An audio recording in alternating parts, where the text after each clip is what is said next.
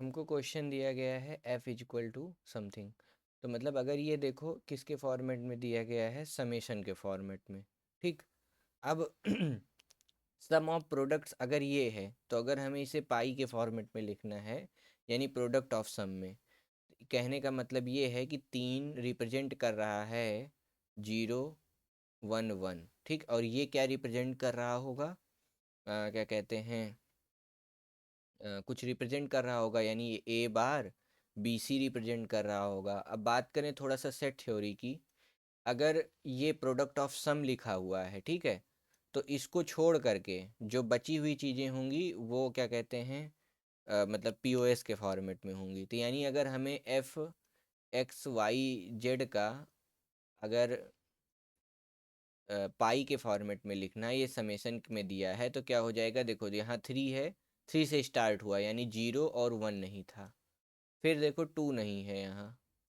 फिर देखो 3 3 है, फिर 4 नहीं है। ठीक। फिर 5 6 7 है।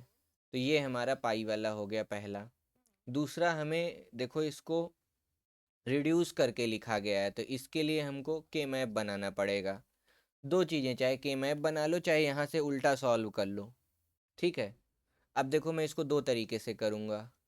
एक्स वाई को हम लिख सकते हैं 1 और 1, और जेड की जगह पे कुछ है नहीं, तो जेड की जगह पे मैं एक बार 0 लिख सकता हूँ, एक बार 1 लिख सकता हूँ। तो ये हो गया। और वाई जेड के लिए क्या लिख सकते हैं, तो यहाँ देखो एक्स वाला प्लेस ब्लैंक है। ठीक है। तो यहाँ एक बार 0 लिख सकते हैं, यहाँ 1 लिख सकते हैं, और इसकी जगह 1 1। ठीक। और फिर एक्स जेड है, तो एक्स जेड में क्या मिसिंग है, वाई मिसिंग है ना। तो एक्स जेड में वाई मिसिंग है, यानी वाई की जगह पे कुछ ब्लैंक कर देता हूँ। तो इसको ऐसे लिख सकते हैं 1 1। ठीक। 1 1, एक बार यहाँ 0 आ सकता है, एक बार 1 आ सकता है। तो एक तरीका तो ये हो गया। अब ये देखो क्या क्या लिखा हुआ है। मान लो ये 6 है। ठीक है। ये क्या है, 3 है। ये क्या है, 5 है। ये क्या है, 7 है। ठीक है। 6 3 5 7। तो क्या वही है 6 3 5 7, देखो। तो इसका मतलब एफ एक्स वाई जेड का एक सॉल्यूशन ये हो गया। ठीक। क्या f x y z is independent of input y, क्या इसमें वाई नहीं है, तो देखो भाई वाई यहाँ प्रेजेंट है रिड्यूस करने के बाद भी। ठीक है। तो ऐसा कोई कहने का सेंस नहीं बनता कि वाई से इंडिपेंडेंट है। तो देख लेते हैं वैसे सॉल्व करके क्या इंडिपेंडेंट है कि नहीं, या इंडिपेंडेंट ऑफ एक्स है कि नहीं है। तो इसके लिए एक दो तीन तरीके हो सकते हैं। एक तो हम ऐसे के मैप बना लें। के मैप में स्ट्रेट में बनाना पसंद करता हूँ, मतलब मेरा बी सी इधर होता है और मैं ए इधर लिखता हूँ। ठीक। तो ये हो जाएगा 0 0 0 0 1 1 1 1 0। हमें एक चीज़ ये ध्यान रखना है, ग्रे कोड वाला हमसे, जब हम डिजिटल कई दिन से नहीं पढ़े होते हैं तो सिली मिस्टेक से ये गलती ज़रूर हो जाती है। 0 1 के बाद यहाँ 1 0 लिखा जाता है और वहीं पे क्वेश्चन गलत हो जाता है, तो इस चीज़ का ध्यान रखना चाहिए। 0 1, 1 के बाद 3 फिर 2। ठीक है। और यहाँ देखो 7 तक अवेलेबल है, तो एक्स ए की वैल्यू एक बार 0 एक बार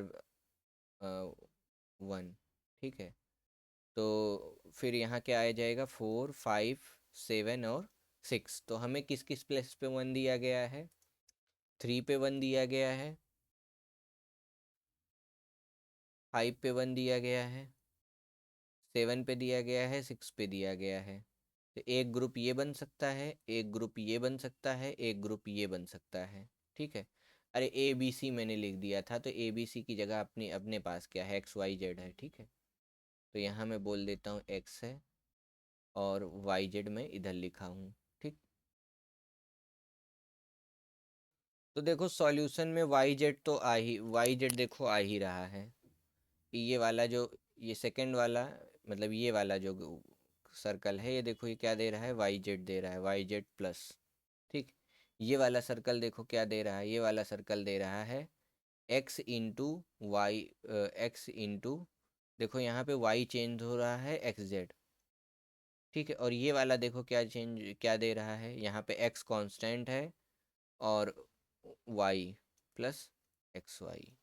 तो इसमें हम कुछ भी कर लें, मतलब कुछ भी कर लें, अगर एक तो कैसे भी कर लें, तो ये किसी ना वाई से इंडिपेंडेंट है ना एक्स से इंडिपेंडेंट है, इसलिए ये दोनों ऑप्शन गलत हो जाते हैं।